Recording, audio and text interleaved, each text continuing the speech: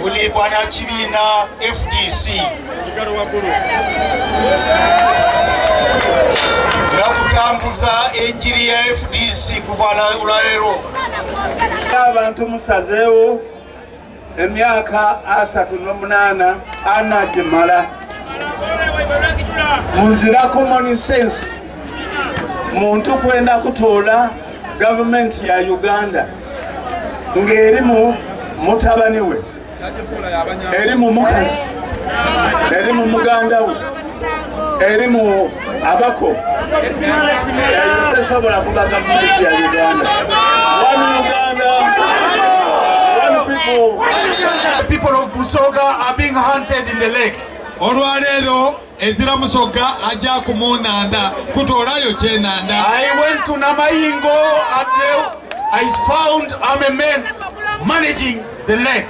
Yajja kwe Namayingo yayagana abaddaasi ba Museveni nga nawali kukuuma enanda ebyenanda byafuuka bya Museveni. The FDC government will guarantee fishing rights to the people of Busoga. One question.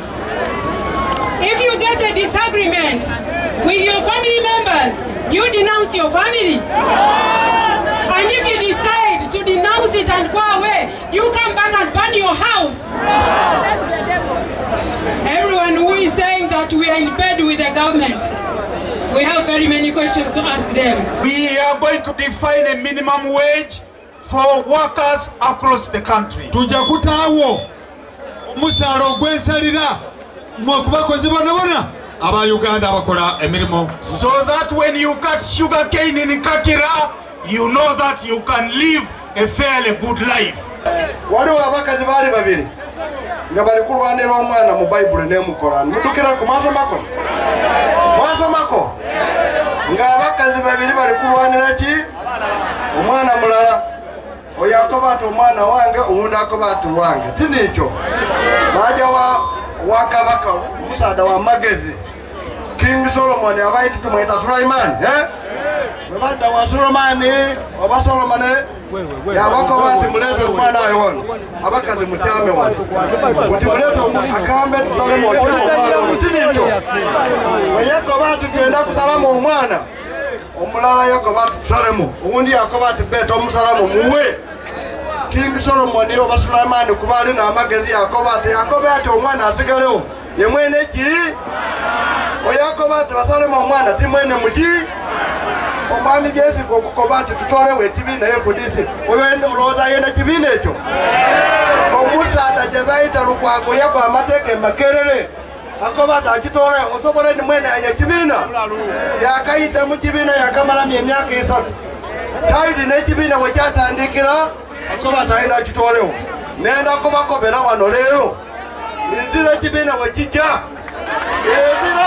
Essaawa eno abantu abasinga bewandiisisa layini nene ate abantu bali kuutamu ssente daibwe balilaze ino obwenzi membership fee esookerwa ku $500. Kaadi olumala okwewandiisa efuluma ng'efaanana na ATM. efaanana na kaadi ya ndagamuntu. So oba ng'olina ekyapa kyo omuntu atairemu esente mu kintu kino aba akyenda. Eira neira tuwe tugabanga kaadi da bwerere diberenga ku 10 ayo ng'obona nga da bwerere ngayo wogaba kaadi ey'olukumi nze ng'omu bakali kwenda obubaka nsobola okugula kaadi dange miliyoni najja nakola ki najja nagabira abantu.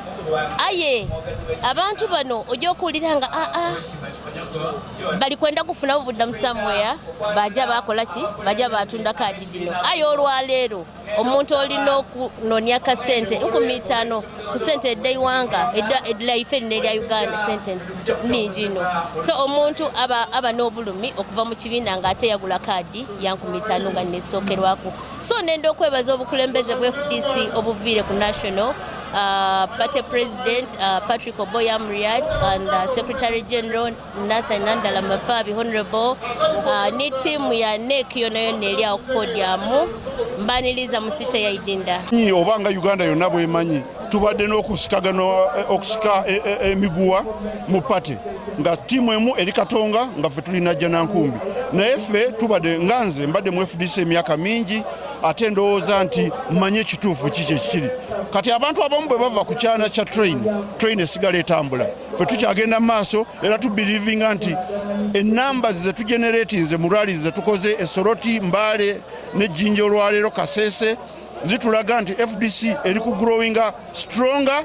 Abantu bali ku belivinga nti FDC eri stronger era tumanyi nti teri muntu agenda tutataganya ina tugenda maaso era tumanyi nti abantu bangi ababadde Katonga bali kujjanga bakuba obwama nga bagamba twagala kudda era na wano webali bangi nnyo webali wano. Mbayo, Speaker of the City of Jinja, but also the next Member of Parliament for Jinja Southwest Division in Jinja City. Now, I want to start by thanking the leadership of the party and congratulate them upon the way they have been able to manage the affairs of the party since we got these disturbances. Now, I also like to thank everybody, all the members that have come today to Masese as we launch our digital registration of members of the party. And we know FDC is stronger than it was before, and those that have moved off are like one of those units of a train station, of a train unit that will go off. We are moving forward, and we know that we are doing much better than never before.